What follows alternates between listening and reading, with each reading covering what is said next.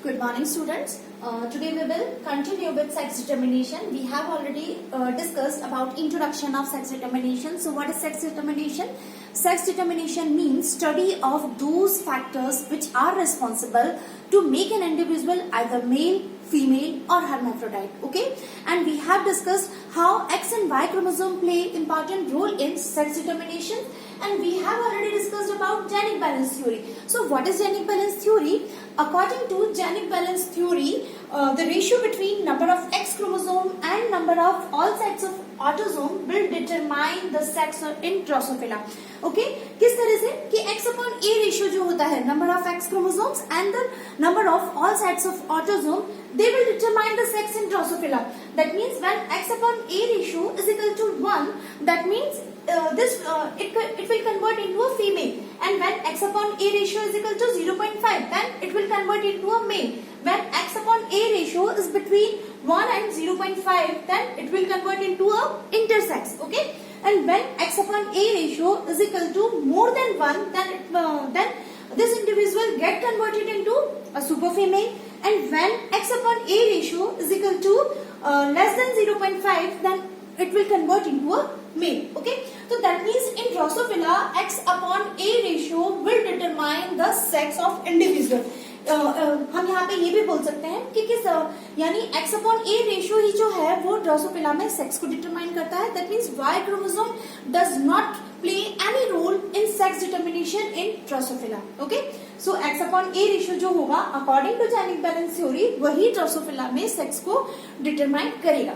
Okay, ये तो यहाँ तक बात हुई. अब हम बात करते हैं एक स्पेशल सिचुएशन मिलती है ड्रोसोफिला के अंदर जिसे हम बोलते हैं गाइनेंड्रोमॉर्फ. So what is gynandromorph?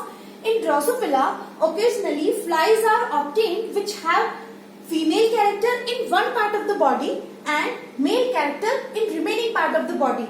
So those individuals are known as gynandromorph. क्या मतलब हुआ? यानी occasionally इस तरह की Drosophila मिलती है जिसका बॉडी का आधा हिस्सा तो मेल जैसा होता है, मेल कैरेक्टर वाला होता है, और आधा हिस्सा जो होगा वो फीमेल कैरेक्टर वाला होगा. कैसे देखिए आप इस तरह से.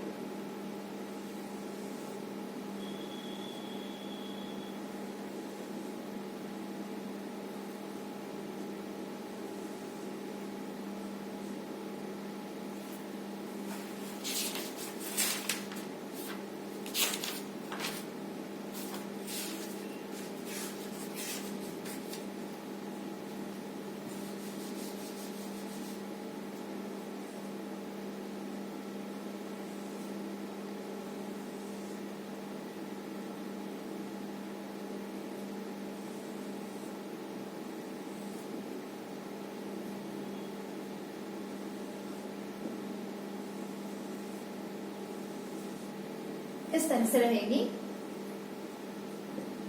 तो ये जो बॉडी का हाफ पोर्शन होगा अगर इस तरह से देखा जाए तो this half portion is a female and this smaller portion is a male. तो दैट मीन्स ड्रोसोफिला के अंदर कई बार इस तरह की सिचुएशन मिलती है जिसमें बॉडी का आधा हिस्सा जो होता है वो फीमेल कैरेक्टरिस्टिक वाला होता है और बॉडी का आधा हिस्सा जो होता है वो मेल कैरेक्टरिस्टिक वाला होता है. तो इस तरह के जो इंडिविजुअल्स होते हैं वो क्या कहलाते हैं? दो specific individuals they are known as gynandromorph. तो ये जो गाइनेंड्रोमॉर्फ वाली कंडीशन है वो ड्रोसोफिला में क्यों डेवलप होती है? तो it is due to loss of one X chromosome during cell division. यानी जब वह जाइगोट जो है वो फर्दर क्लीवेज में जा रहा होता है तो उस समय अगर एक एक्स क्रोमोसोम का लॉस हो जाता है तो उस कंडीशन में क्या हो जाएगा? रेशियो जो है एक्स अपॉन ए रेशियो जो है वो चेंज हो जाएगा. कैसे चेंज होगा वो हम देखते हैं यहाँ पे.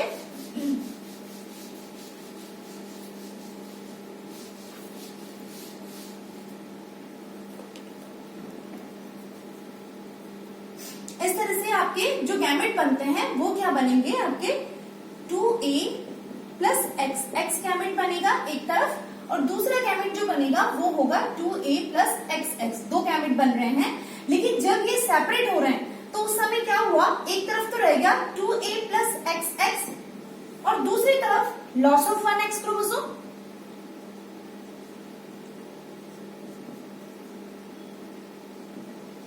किसी भी वजह से अगर ये जो एक्स क्रोमोसोम है वो लॉस हो जाता है ना, तो यहाँ यहाँ पे रेशियो क्या रह जाएगा 2a प्लस एक्स। तो इस वाले गैमेट के अंदर क्या रह जाएगा सिचुएशन जो है, इस वाली सेल के अंदर क्या सिचुएशन रह जाएगी 2a प्लस एक्स कंडीशन रह जाएगी। तो ये वाली जो सेल होगी, मतलब एट द टाइम ऑफ, ये जाइगोट है आपका, जाइगोट में फर्स्ट मियोटिक डिवीजन हुआ, पहला अर्धसूत्री विभाजन जब हो रहा है उस कंडीशन में क्या हुआ, जो एक सेल है उसके अंदर तो दोनों क्रोमोसोम जो है एक्स क्रोमोसोम वो आ जाते हैं, लेकिन दूसरी तरफ कंडीशन में क्या हो रहा है, एक एक्स क्रोमोसोम जो है वो लॉस हो जाता है। तो इस सेल के अंदर क्या हो जाएगा, यहाँ पे रेशियो हो जाएगा 2a एंड 2x, ओके, यहाँ पे रह जाएगा 2a एंड 1x। तो दैट मीन्स क्या हुआ, यहाँ पे रेशियो रह गया 1 और यहाँ पे x अपॉन a रेशियो क्या रह गया,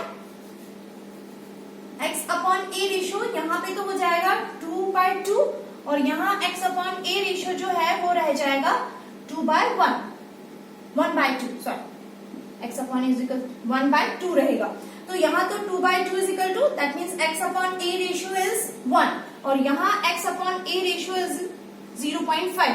तो that means this half portion will convert into a female and this half portion of the body it will convert into a male।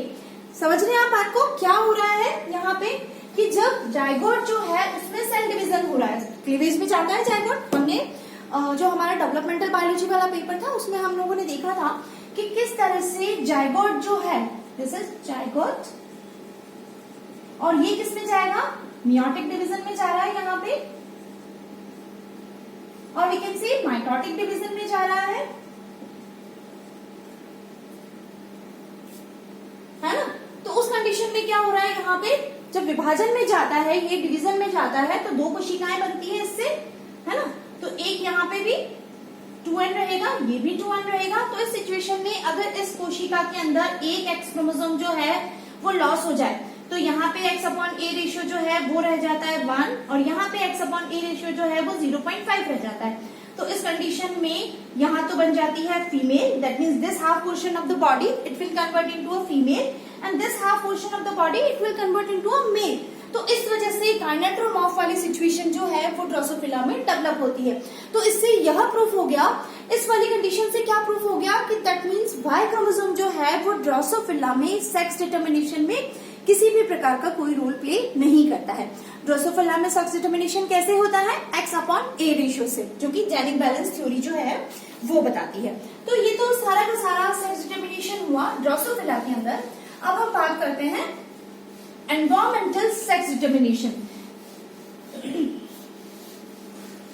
यानी अब तक हमने जो क्लासिकल हाइपोथेसिस था कि किस तरह से ह्यूमन बीइंग के अंदर वाई क्रोमोसोम जो है वो सेक्स डिटर्मिनेशन में रोल प्ले करता है। देन हम लोगों ने डिस्कस किया कि किस तरह से ड्रोसोफिला के अंदर x अपॉन a रेशियो जो है वो सेक्स डिटर्मिनेशन में रोल प्ले करता है। दैट मीन्स वाई क्रोमोसोम किसी भी प्रकार का कोई फैक्टर कैरी नहीं करता है ड्रोसोफिला में सेक्स डिटर्मिनेशन के लिए। अब हम बात करेंगे कि किस तरह से एनवायरमेंट जो है वो एनिमल के अंदर सेक्स डिटर्मिनेशन में रोल प्ले करता है। सो अब हम बात करते हैं environmental sex determination. That means किस प्रकार से वातावरण जो है वो सेक्स डिटर्मिनेशन में अपना रोल प्ले करता है। तो देखिए होता क्या है, जो रेप्टाइल्स होते हैं स्पेसिफिकली एनवायरमेंट जो है वो रेप्टाइल्स के अंदर सेक्स डिटर्मिनेशन में रोल प्ले करता है। क्या होता है, in many reptiles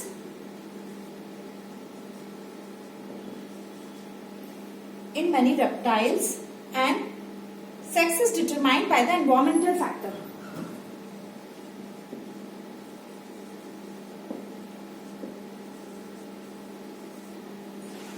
Determined by the environmental factor such as temperature,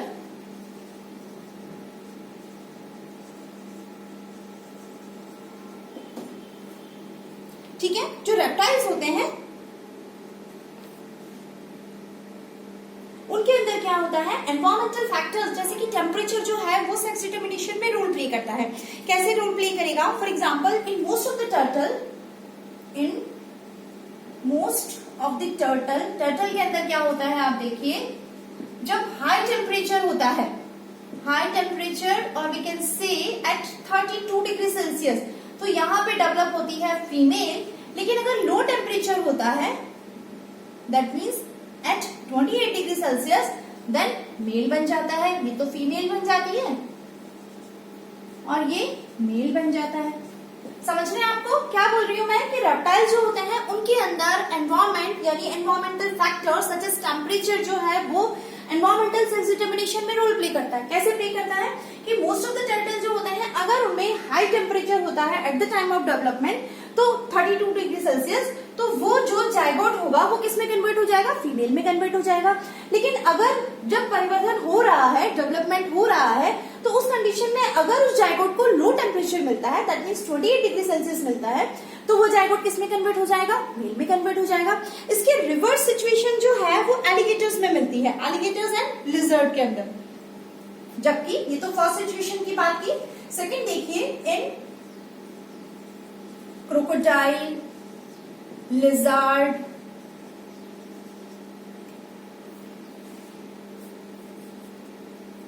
and alligators, इनमें रिवर्स सिचुएशन मिलेगी। हाई टेम्परेचर पे तो क्या डेवलप होगी, क्या डेवलप होगा, मेल, और लो टेम्परेचर पे डेवलप होगी फीमेल। ओके, यहाँ पे रिवर्स मिल रहा है कि अगर क्रोकोडाइल, लिजर्ड और एलिगेटर्स हैं तो उनमें हाई टेम्परेचर पे तो मेल डेवलप होता है और लो टेम्परेचर पे फीमेल डेवलप होती है। लेकिन कुछ और ऐसे एनिमल हैं, स्नैपिंग टर्टल्स जो होते हैं उसमें, या ऑस्ट्रेलियन क्रोकोडाइल्स जो हैं, वो फीमेल जो है वो हाई और लो दोनों टेम्परेचर पे डेवलप होती है। थर्ड देखिए आप, ऑस्ट्रेलियन क्रोकोडाइल जो हैं उस कंडीशन में क्या होगा, इनमें देखिए Australian crocodile, this is third situation, तो यहां पे क्या हो रहा है, हाई एंड लो टेम्परेचर, इस पे फीमेल ही डेवलप होती है। जबकि मीडियम टेम्परेचर जब मिलता है दैट मीन्स 32 और 28 डिग्री सेल्सियस टेम्परेचर जब मिलेगा तो फीमेल डेवलप होगी, और medium that means we can say 30 degree Celsius temperature जब मिलता है तो मेल डेवलप होता है। ठीक है, तो इससे क्या समझ में आ रहा है हमें कि एनवायरमेंटल फैक्टर्स जो हैं they are also playing a role in sex determination. Okay, किसमें मिलता है, स्पेसिफिकली रेप्टाइल्स के अंदर मिलेगा। रेप्टाइल्स में टर्टल्स जो हैं अगर हाई टेम्परेचर होता है तो फीमेल बनती है और अगर लो टेम्परेचर होता है तो मेल बनता है। लेकिन रिवर्स कंडीशन पाई जाती है क्रोकोडाइल, लिजर्ड्स और एलिगेटर्स में। यहाँ पे हाई टेम्परेचर तो होगा तो उस समय मेल बनेगा और लो टेम्परेचर पे फीमेल बनेगी। और थर्ड कंडीशन है कि ऑस्ट्रेलियन क्रोकोडाइल जो होते हैं उनमें हाई और लो दोनों टेम्परेचर पे फीमेल बनती है, जबकि मीडियम टेम्परेचर पे जो है वो मेल का निर्माण होता है। क्लियर, तो हाई और लो पे फीमेल और मीडियम टेम्परेचर पे। तो इस वजह से हो क्या रहा है, तो हाई टेम्परेचर पे एक्चुअल में होगा क्या, हाई टेम्परेचर पे एक्चुअल में तीन चीजें हो जाती है यहाँ पे। एक तो फास्टर ग्रोथ होती है, इंक्यूबेशन पीरियड जो है वो शॉर्ट होता है, और लार्जर जुवेनाइल साइज होती है। तो इसकी वजह से एडल्ट की साइज जो होगी वो बड़ी होगी। क्या बोलना चाह रही हूँ मैं, आप देखिए, अगर हाई टेम्परेचर पे फीमेल बन रही है फॉर एग्जाम्पल, तो उस कंडीशन में हाई टेम्परेचर पे क्या होगा, जो भी जायगोट है उसमें ग्रोथ जो होगी वो फास्ट होगी। फास्ट ग्रोथ होगी तो उसका जुवेनाइल जो बनने वाला है उसका साइज बड़ा होगा, उसका साइज बड़ा होगा, ग्रोथ फास्ट हो रही है, साइज बड़ा हो रहा है, तो उसका जो इंक्यूबेशन पीरियड है वो छोटा हो जाएगा। तो अल्टीमेटली जो फीमेल हाई टेम्परेचर पे बनने वाली है उसकी साइज मेल के कंपैरिजन में ज्यादा होगी। ठीक है, तो साइज जो है वो ज्यादा हो जाती है। तो इसकी वजह से क्या हो जाएगा कि हम मेल और फीमेल को आसानी से पहचान पाएंगे कि फीमेल जो होगी वो बड़ी साइज की होगी, जबकि मेल जो होगा वो छोटी साइज का होगा। तो इस सिचुएशन को जिसमें हम मेल और फीमेल को अलग अलग पहचान सकते हैं वह कंडीशन क्या कहलाती है, सेक्सुअल डायमॉर्फिज्म, यानी मेल और फीमेल को अलग अलग आसानी से पहचान लेना। ओके, तो ये सारी की सारी बात की हम लोगों ने कि किस तरह से गायनेटोमॉर्फ वाली कंडीशन डेवलप होती है। गायनेटोमॉर्फ वाली कंडीशन क्यों होती है, due to loss of one X chromosome at the time of development, और we can say at the time of cleavage. जब वो जाइगोट जो है वो वृद्धि कर रहा होता है, तो उस समय अगर सेल के अंदर एक एक्स क्रोमोसोम लॉस हो जाता है तो उस कंडीशन में जो X/A रेशियो है ड्रोसोफिला के अंदर वो बदल जाएगा। तो बॉडी का आधा हिस्सा मेल में कन्वर्ट होता है और आधा हिस्सा फीमेल में कन्वर्ट हो जाता है। तो यह कंडीशन क्या कहलाती है? गायनेटोमॉर्फ कहलाएगी। दूसरी बात की हम लोगों ने एनवायरमेंटल सेक्स डिटर्मिनेशन की, यानी एनवायरमेंटल फैक्टर्स जो हैं वो भी सेक्स डिटर्मिनेशन में अपना रोल प्ले करते हैं। बात की हमने एग्जांपल सारे के सारे रेप्टाइल्स की। तो ये सारा का सारा हुआ आपका एनवायरमेंटल सेक्स डिटर्मिनेशन एंड गायनेटोमॉर्फ के बारे में। नेक्स्ट क्लास में हम लोग बात करेंगे कि किस तरह से हार्मोन्स जो है वो सेक्स डिटर्मिनेशन में इंपॉर्टेंट रोल प्ले करते हैं, यानी हम बात करेंगे हार्मोनल सेक्स डिटर्मिनेशन के बारे में।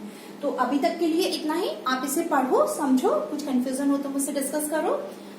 So that's all for now. Thank you so much.